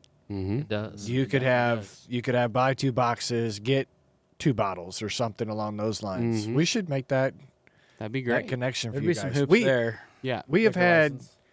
13. We've met 13 different wine growers since we started that partnership, Awesome. and we have not. And I'm not saying this to say it. We have not had a bad bottle of wine. Does that mean that Corey's had 13 bottles of wine? Oh shit! You should have seen us the other day. I scheduled 4 of them back to back. Yeah. How was that for you? You got to try them. We were so giggly in that 4th one. It was the wine giggles, and Corey told me that I was smelling wrong and I needed to smell with my mouth open, and I believed him. Like that's how giggly You are I was. supposed to smell with your mouth. So here I am trying to, Get the.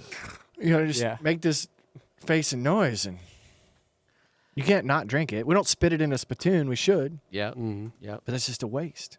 I think If I did that, Corey would drink the spittoon after we were done. Yeah.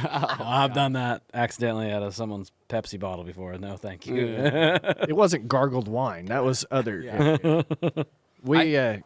I think that the other side of it is one thing that's taken just taken a huge amount of our time is we've been working on a deal to separate all the manure out of our hog buildings. I had that on here as a checkup list. Wrote down. And we started that 3 years ago, and it has been an absolute grind. And Literally. just so many things. I mean, a lot's gone right, but a lot's gone wrong, and the technology's changing. And we feel like we can see the finish line finally. Yep. And that has taken a lot of time. And so part of our, if it wasn't for that, who knows what we would be dreaming up, I guess. But that we just can't really focus on anything else until we see that through. And your goal for that is to just get the water weight out and. So our goal with that is to create a dry product, which is roughly a higher quality per pound product than what you're getting with the liquid. So if you're pulling liquid manure and your analysis is say 45 pounds per 1,000 gallons of nitrogen, this should easily be better than half again that much. I guess I don't want to say double. It very well may be double, but it'll be 75, 80 pounds. So I looked into this pretty hard, probably about the time you guys started, because we were actually hauling most of our manure anywhere from 2.5 to 6 miles. And that hauling, the trucking, is what killed it, right? Even though it was still a very good value. We've got a couple farms that are closer now, so I cooled my jets on it. But when I did look into it, I think it was with the NutriDrip guys, they were telling me most of the nitrogen stays with the liquid. Is that correct? It depends on how far you want to go with that process. Okay. And it also is at what temperature do you dry that manure? And so the system that we're using is a Cinchi system. So we're actually using a NutriDry separator Okay. to separate the manure. But when it goes through the Senchi system, it's a low heat. So it's not a dryer. Really what I would call it is a giant dehumidifier. So in other words, the temperature is very low, so you don't volatilize that nitrogen out of the solids. And that's the secret, because by the time you get it to the end, you still have a product where that ammonia is still intact. Yeah. But then the other part of it is all of that water that comes out of there obviously is not clean at all. Right. And there's still a fair amount of fertility in that. Yeah, it's a tea at that point. Yeah. So we run that through what we call a cross flow, and we pull out, and it's a brine. Right. And it's kind of a weird, this is where standards within the fertilizer industry get involved, because if you concentrate that down below 300 parts per million, you cannot get it certified as organic. Ah. But if you keep it right about there, a little over that, you can certify that liquid, that brine, as organic, and the value of it is much greater. So what we do is when you run it through that cross flow, you pull the water out down to about 300 parts per million, and then you end up with a brine, which is like, it may be like an 844. It could be like a 1055. It might be a little less than that, because we've done it. We've done many samples, but we haven't had like a long run where we're running that for 30 hours straight, that you know what you're going to consistently get. Mm-hmm. And then you get a dry fertilizer, you get a brine, and then the water is RO'd and pasteurized. And it's also one of the problems if you run RO and pasteurization is you can get water that is basically too clean. It has no mineralization in it. And if it is, you really can't feed that, because it will literally pull. The water, the molecules are trying to attach to something, and so they'll pull anything out of your water lines to the point that they'll ruin your water lines, because they're trying to pull anything they can out of it. So you only want to clean that water down to a point, or else you have to mineralize it, or you can't feed it back to the pigs. It's too clean, basically. Well, RO has wastewater, right? So does that go back into the brine, or where does that go? It goes back to the brine, because it's pulling out any minerals that are left in it. But you leave enough salts in it that it's mineralized enough that you're not going to have trouble with it, and then we can recycle that water, or we can discharge it. And then the secret sauce that makes it all work is the carbon credits, because when you're processing this manure in real time, you're not giving it. And when I say real time, basically every pit on our farm, we will be pulling the manure within a 21-day period. So you're going from pit to pit to pit. And there's 8 pits, because there's 4 barns and they're split. And so every day you're moving. And the carbon credits are, so the difference between leaving that manure in there for a year at a time, or processing it fresh, that gives you your carbon credits, because you're not allowing it to volatilize. You're not allowing it to off-gas. And there's many companies out there that are willing to pay for those credits. And so that's the secret sauce that makes it work. So it's very exciting, but I know I talked to you about this when we were down doing your podcast. That Come on, let me do the headline. Our feed yard. Tork goes woke, carbon credits. Yeah, there's absolutely. the headline. And we get that all the time. And I just know on our feed yard, right? So we got 4 bed pack barns and 1 deep pitted barn, and it's a liquid pit. Yep. And we cracked the corn, right? But there's still some whole kernels in that, to where I'm sitting there going, as we're pumping manure, thinking, oh, there might be a couple thousand bushel by the time you do all these pits. yeah. What if we run it through that system and then we Recycle the corn. recycle the corn? Yeah, there you go. You talked about blending the other day. You'd really have to blend that off. Yeah. Yeah, you would. I think you should look into it. I think if anybody can pull it off, it's you. Yeah, that's right. Yep, me. I want to go right back to farmer grade, though. Corey's got an idea to expand your product lineup. He just needs to figure out how to get it USDA inspected and approved. Oh, I think I talked about this on their podcast. Oh, did you? Maybe off the mics. So as you know, any meat that you probably sell as per cut, you have to have it USDA inspected, right? I want Rocky Mountain oysters, Oh, 10 right? more. That's what I want. I want to be able to buy that. It's a novelty, right? People want to have, like when I wanted to do a diaper party for my kid, I was like, everyone does barbecues, so we did a crawfish boil, right? That's something way out there and no one does in the Midwest. Now I want Rocky Mountain oysters. Well, you got to know a cattle farmer to get that. Yep. But the biggest hurdle is you're not doing that at a butcher time. So how do you have that cut of meat Yep. Inspected. inspected? Yeah. I don't know. That's You need a job that would literally be somebody's job would be to just go Be a nut market watcher. research. I mean, Yeah. could you just be a nut watcher. could He'd they just sit there and you watch develop them, a process? cut them off. Yeah. Or just bring them in? Yeah, I don't know. They have to go from the cut. You're not going to get a producer to load their bowls. But there's up. no way it'd That's ever be the clean problem. enough. Right. That's the problem. If they weren't harvested in a USDA inspected facility, Yeah. you could not ship them. And that's the tough Yeah, 'cause part you- because that's- Fairway, right? Yep. You'd have a castration day, you'd have a processing day, and yeah, we're not going to take all these baby pigs, load them up to go to a USDA inspected facility to do this. Right. Even if I had a room on the farm, there's no way it's going to pass inspection. Yeah. Yeah, I don't know if that's possible, man. That's a good question though. But hey, when there's a problem, there's a solution. Are you open to novelty things though? Like, I mean, Yeah, I mean, I think long term, like I was getting at earlier, like I think long term, the idea of maybe turning farmer grain into a marketplace and turn it into a food business intrigues me, because I think trying to compete at a very, very high level and go against the big four in the meat business is extremely hard. They will make it extremely hard. Yeah. They will throw their weight around.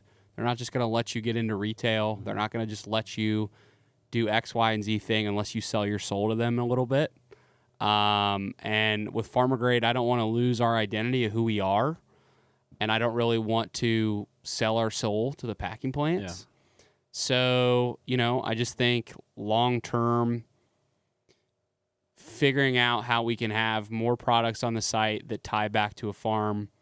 The mission doesn't change. It's just instead of we're bringing, the most transparent meat to the marketplace, we're trying to bring the most transparent food to the marketplace and go deeper than just meat. But I feel like you can't just like make that jump. Mm-hmm. It's got to be a slow, calculated process.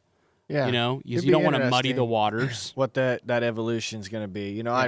I see those HelloFresh boxes on my neighbor's porch, porch steps, and okay, that's great. You've got a subscription program as well, but what that next evolution looks like. I know that right now, as this episode airs, as a gift box, they're a damn good idea. Mm-hmm. We wanted to say thank you to somebody that we had done a couple of favors for us, and when it showed up at his place, he was ecstatic. Just couldn't believe it. Was beside himself. They're packaged well. So we've got personal great experience. branding. Yeah. Well, no, I appreciate it. Yeah. And we've tasted it. So the two examples I would say that I draw inspiration from that kind of give me the idea of the marketplace would be Thrive Market and Misfit Market. Thrive Market and Misfits Market. So who are we featuring during Thanksgiving that if you ordered now are farms that you could get meat from? So our farm, This'll Do Farm, Lane's Premium Pork, which is Berkshire pork. We just brought that on. We have Hilbert Farms, raising beef here in Ankeny. We got their beef in. We got Queck Family Farms that raises Wagyu in Peru, Iowa. And those are kind of the four main ones that we have, or maybe that's five. Are you ever short on supply? Is that a struggle for you? It can be at times. I mean, pork is one of those things that we have that pretty accessible. So pork, we could kind of always have. Beef going out the back door. Yeah. If we could just breed a hog that had a 40-pound pork belly, gosh. A lot of bacon. Nice. Yeah. That'd be so nice. But beef, we've had shortages of beef, especially this year where the price was just like outrageous, man. Like, just making everything pencil and just, you want to have beef on the site. But, man, I can tell you this year pork sold a hell of a lot more than beef did because I just think people like our pork, one, but two, it's just It's so With the- versatile too. Yeah. I mean, you can do so much more with it than. Where was the jerky at from the boxes you gave us? Or whose was that? whose beef jerky was that? That was, so we also work with Lily Behringer from Cascade, Iowa. Yep. So That is how I would describe how I love. Like, you know how there's so many different kinds of jerky. There's like wet jerky, dry and hard, and Thick. it was and, like, yeah. oh, that is exactly how I like jerky. Well, and one thing that you don't realize, and we realized this last night, was so all the beef, no matter what you get, it's all 21-day dry aged. So even when they turn that into jerky, even when they turn that into hamburger, that beef has all been aged. Oh, wow. And it makes a difference. Oh. It makes a huge difference. Yeah, I mean, commodity beef, and it's the way it is because it has to be this way, but they don't age the carcasses because they can't age the carcasses. don't have time. They don't have the time. USDA doesn't And allow it is what it is. But, man, yeah, you have a 21 dry-aged ribeye versus a wet-aged ribeye. It's night and day. Or aged jerky versus Yeah, non-aged yeah. jerky. I mean, Yeah. it makes a difference. Yeah, we used to go take our FFA 4-H cattle down to Ammons in Des Moines, and they did the longer aging process, and you could tell. You can totally tell. You could definitely It tell. makes a difference. Well, I've got 27 minutes left on that SD card. So why don't we get into a couple of things to wrap the show up? Okay. One, it's Thanksgiving, which means Black Friday and Cyber Monday are around the corner. Mm-hmm. What's have you put your wish list together yet? What does Tork and Sawyer want for Christmas? Or what do you have that you think everybody else needs for Christmas? Like Corey's super proud of his mini pliers. Oh yeah. That's tough. That's the hard thing. Like, You're a horrible. yeah, I don't need anything. My mom's like, what do you want? What do you want? I'm like, Socks. I don't, yeah, it's hard. I don't know. I could tell you something that is a little bougie, but I think I'd love it, and I'm not going to get it this year. It's a goal of mine. I'd love to have a sauna at my house. Oh, A Sisu sauna. They make traditional saunas that are high priced, but they are infrared or no. It's just traditional. It's got steam in it and Stones. stones in it. Yep. And Finish. it's Don't hand. they call them finish? I don't know. I'm pretty sure you call it a traditional sauna. They're hand built, Well, that made doesn't in sound very here in fancy. America.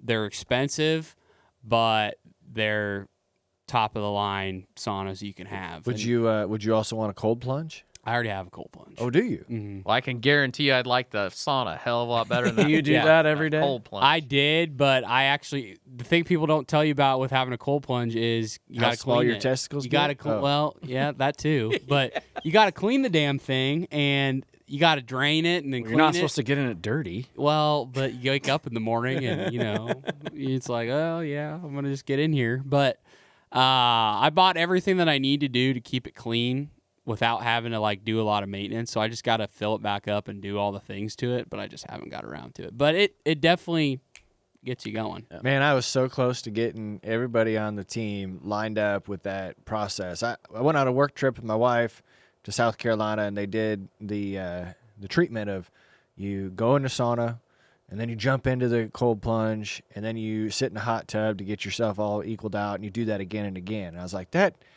felt so good. Mm-hmm. I want to replicate that at home. Mm-hmm. But holy shit, is that expensive? It's an It's an investment. expensive thing. It is. Yeah, I was like, this is gonna be great. I'll get Corey and Dave, and we'll maybe Rachel something. And I looked at that price tag and went, "What in the world?" Mm-hmm. Tanner told me ain't he was cheap. talking to someone at the state fair about a partnership with the Farm for Profit. That's the best podcast place on to a- do it, right? And I'm There's like, every deal's at the state no, fair. no, there's no way they would ever get the value out of that. With that, it's like that's not our lane. He beat it hard. Yeah. I'm at the place in life where there's no cheap Christmas presents. Like, I have a house that I just put all new windows in, and my wife is like, so we have a farm with all black roofs, and for some reason my father put a green roof on Oh. the house. It's the only thing on the whole farm that has a green roof. Not only that, but he did it like the top part was worse than the bottom part. So he did the top part 1 year, and then 3 years Oh, later he did the no. bottom. It's faded, So it's yeah. two-tone Yeah. green. And my wife, she's a good woman. We've been married 32 years in a few days, or our anniversary is the 13th, so happy anniversary, sweetheart. But yeah, there's no cheap items. So I'll tell you what I want. I want some Bombas socks. I got one pair. That I got for Christmas last year, and I need more of those. And I've gotten through all of my other long socks, like they all have holes in them. Mm-hmm.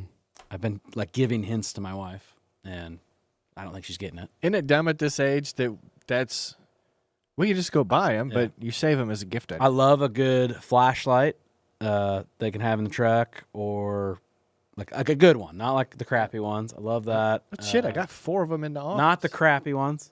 yep. And my hitch pin. I don't know what the brand is of that, but I've been testing it. We got it down at National Farm Machinery Show last year, and it's like $120 hitch pin. Wow. But it's got ball bearings and all this stuff. I specifically left it in my truck all summer long. We'll see if it makes it through winter. But like, it's awesome, and it's lockable. Mm-hmm. Look at you. Yeah, I know. I probably need to upgrade my socks and underwear drawer too. When That's always a thing, you're like, oh. When he changes in the workroom and he's walking through there, it's like what you have on your feet. That's not even. There's I didn't no think sock. you were going to talk about feet. There's no sock. There's no sock material there. I don't know what's holding your feet in. What brand are you a Duluth guy? I've gotten into Duluth. Dude, I just rock with the Nikes. Really? Nike socks. Yeah. What about the underwear? Oh, well, I tried Lululemon underwear. Really? Are they good? Yeah. They got the pouch? They don't, like, for your crotch? Yeah. Yeah. Oh, yeah. Yeah. Yeah. Like, dude, For some of yourself, them though? don't. Like the Under Armour ones don't. And you're like, you're just like smashing this against my dude, leg here. The like, compression stuff, Yeah. I mean. what are we doing? It just, like, we're that creating gets- a problem. I'm over that. Yeah. I got to have it be tight enough but loose enough, you Yeah. know? Yep. No, I like the Duluth trading. I haven't tried those, but they have some pretty good ads that say that they Yeah. are the best underwear. If you can get them under, what is it? $10 a pair. It's pretty good. That's pretty good. Yeah. yeah. Yep. Well, I'll have to check those out. Yep. I tell you what, I got a Hot Logic the last couple Christmases ago. Oh yeah, I told you to it's get that. Cigarette lighter, plug-in, warming plate, basically. Yep. But when you're on the road a lot or you're in the field a lot in a cab of some kind, it's kind of handy. Yep. That's what you should do. You should sell proportioned Field frozen meat, because that's what I do. I prepare pork loins, roasts, even burgers, and I put them in the little Tupperware in 10-ounce portions. That's what I eat in the field all fall. Mm-hmm. You know, because everyone's tired of, either mom or the wife or whoever making field meals or nothing or going to Casey's. Like, Well, shelf stable that's the hot thing. we just pull it right out of the freezer, right? Yep. And then you put it in the Hot Logic at about 10:30. Yep. If you want to eat at noon, And it'll be and ready. it's ready to go, pre-cooked. Yeah. And the best part about it is I've gotten like distracted and busy, and it's not like it is fried at 1 o'clock. Yeah, it just keeps it. It does. It's been really handy. Yep. Yeah. That'd be my guys. addition to I this. know. All right, as we wrap, we promised for those that are still here, our Thanksgiving. This is like half of one of their food, shows, so they're all here still, I'm sure. snake draft. Yeah, we're still conscious at this point. So you understand how snake draft works, right? First pick, second pick, third pick, fourth pick gets to pick 2 in a row. Mm-hmm. Yep. And I put them in order on the screen here by age, Yep. just to make it a point that everybody knows how old Corey is because he gets Wow. second pick. You're like There a you go. month younger than me. That's not true. You're old as shit. Gosh, what's that make me? It's older than shit. Older than dirt. Dirt. Yep. I'm dirt like a old. fossil. Dirt old. Shit old. So then what's older than dirt? A fossil, probably? Yep, that's right. I'm headed there. Headed there. So I don't think there's a limit. Maybe we stay away from the beverage, but if it's a food. Well, I'll start because I got the pick. You have a list that we You pick got to from, go. No, this is you. We're just Draw out of whatever you are, your favorites, and then the fifth pick. I want it to be one that you are fine if it never shows up to Oh, I Thanksgiving. like How do we Okay, determine but who we're- wins? We're trying. Yeah, we're Yeah. trying to pick the best. Like Yeah. we're trying to put together the best roster. the best roster that you Okay, can, so right. that So way it the can't just listener- be all meat. Yeah, it can't be all your favorites. Could, Like, be I thinking guess. It about. can be your favorites if Okay. people I mean, really if like all you do is eat meat, but you're not going to have any after All right. everybody gets done. Go ahead. I'm going with handballs. I mean, I'd be thrown out of the pork industry if I didn't go handballs. All right, Corey, what is your first draft pick? Oh, he's going to be sneaky. Pumpkin pie. I'm gonna go dessert first. I'm gonna go dessert first. Okay. It's like I'm drafting my quarterback. People love pumpkin pie. Yeah. And I'm gonna go with gravy. What? That's Like, shouldn't that that's be like a, with that's like a something? third round That's pick. a condiment. That's terrible. you This kidding is why you suck at Gravy? fantasy football. Just like you said, it's a condiment. Gravy goes on. This is like anything. It's the drafting a glue. kicker. I would even put gravy Yeah, on no a shit. piece of pumpkin pie if it was good enough gravy. Time out. So, like, I'd can put the someone gravy- not I pick? didn't realize there was this much strategy. Can someone not pick mashed potatoes and gravy now? Not No, and gravy. you can. You can Some- have Oh, just. well, shh. you can I'm just going have mashed boring- potatoes and gravy, but I'll go mashed potatoes. Okay. Because you can't have And you're gonna gravy. have to You ask locked it Tanner for- down. Yeah. You locked it down. Definitely go mashed potatoes. He gets- And then I got to go turkey. Yeah. I mean, you got to do it. I'm not like the biggest fan of turkey, but it's like a staple, right? Yep. Yeah, it is. Well, It's you've already nostalgic. got the. You've I already. got- How would you do the turkey though? A smoked, oven, or fried? I would Fried. either do smoked or fried. Yeah. Fried. Fried. turkey's good. Fried turkey. Fried if you are Actually- first and you can steal all the skin.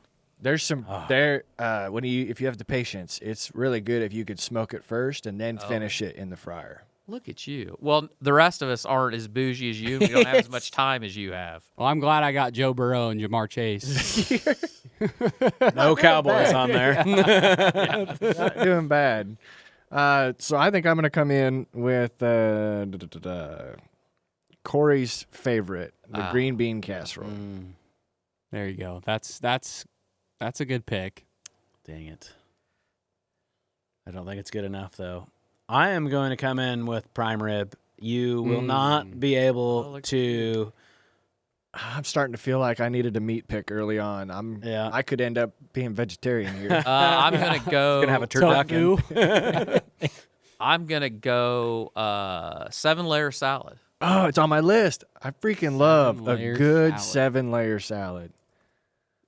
That's what a What are that's the what layers? that's what of a that? person that's old as dirt would pick. Yeah. That's right. I'm just keeping it. Can you got can another you recall the layers of that salad? I just know that the glue that holds it all together is very delicious, and there's cheese on the top. Okay, what's your next pick? Because you're back up. I'm gonna go with pecan pie, That's another good one. Yeah. Pecan. pecan or pecan, depending on your ethnic slur. Mm-hmm. Man, this is a tough one. We're getting down in the deep rounds here. I will go with pasta salad. Whatever one you like the best. I feel like that's rounding it off here. Because I was going to go with a broccoli salad or a taco salad. But I'm looking at my draft order going, I can't.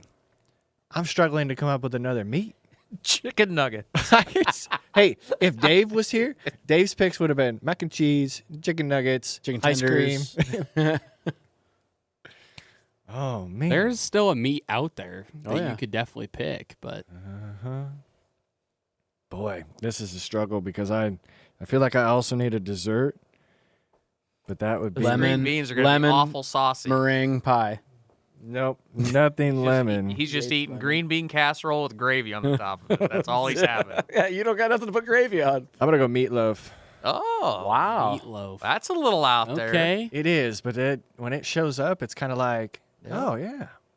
I'm going to go the good old fashioned dinner roll. Oh yeah. Can't.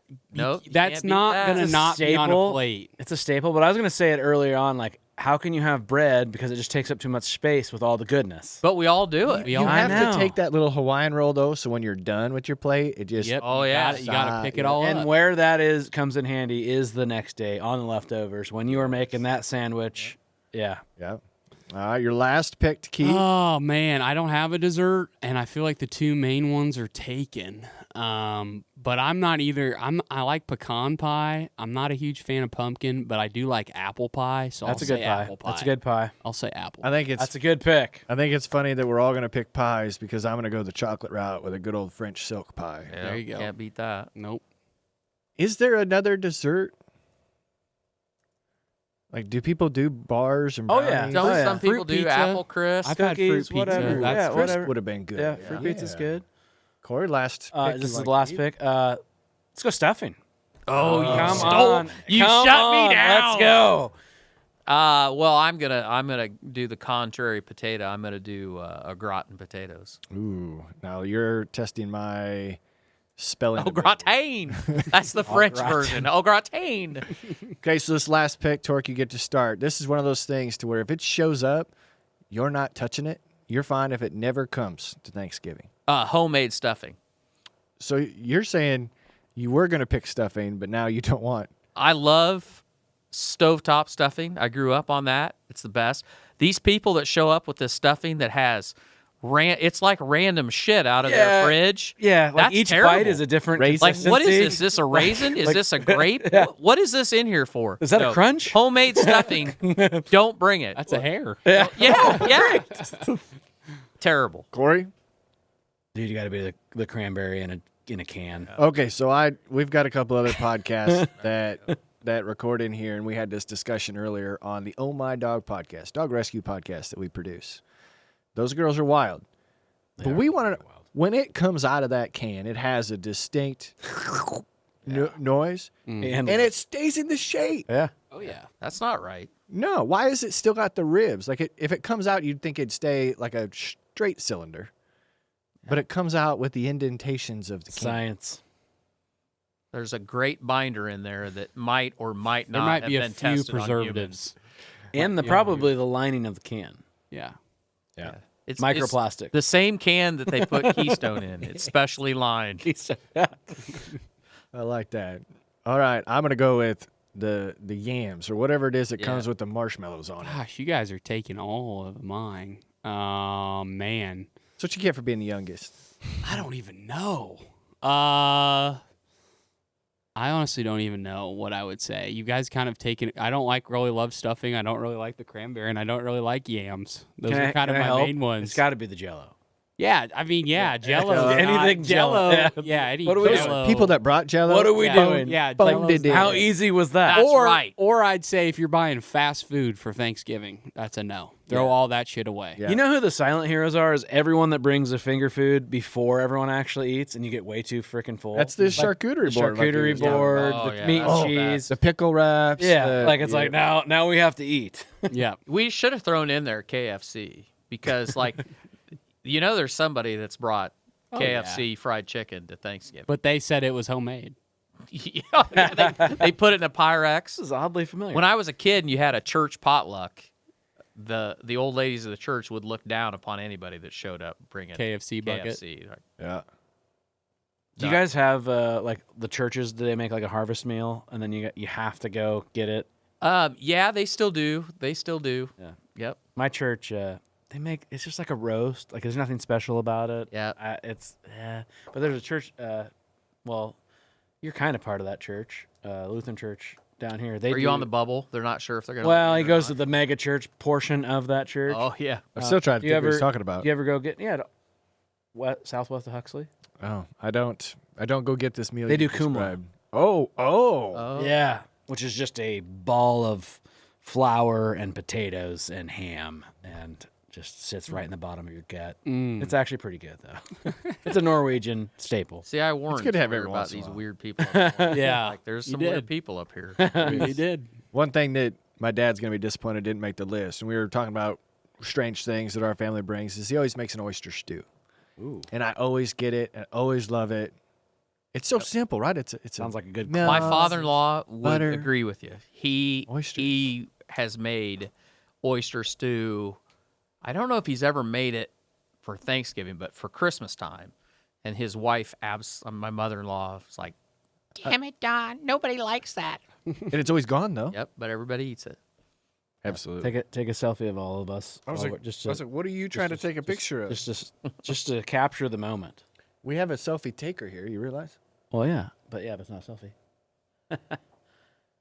Sorry, Kiowa. That's cool for a podcast because everybody can see the selfie we just took together. Yeah, I there love you it. go. That was Heck great. yeah. It's a pleasure. Thank you for making the road trip up. It's a pleasure to be here. We I knew apologize. Tork would come. Thank you, Sawyer, for leaving the county. Yeah. Yeah. No, thanks I for want having to- us up here. I want to We formally appreciate it. apologize because we had a blast down in your barn, and we all had something scheduled. We wanted to stay forever. Oh, you're good, man. It was a blast having you guys. It was a blast coming up here. It was fun coming up here. We appreciate it. There's a lot to be thankful for. There is. And, yeah, I guess I hope everybody has a damn good Thanksgiving. We do as well. Corey, what do you tell the listeners? Crack a cold one, crack a bottle, pop a cork. It's Thanksgiving. Head to Farmer Grade. Oh, go to Farmer Grade. Get yourself a box. It's a great gift. Landlords, business partners, family. Will for sure renew your cash rate. There's no better gift than meat. So go to farmergrade.com and get that. Do you use that slogan? Use code Farm for Profit. It'll get No you better gift nothing than meat. but Best meat a you'll open ever eat. package of meat from Tork. So, but no, thank you guys. It's been amazing. So crack cold one. You deserve it.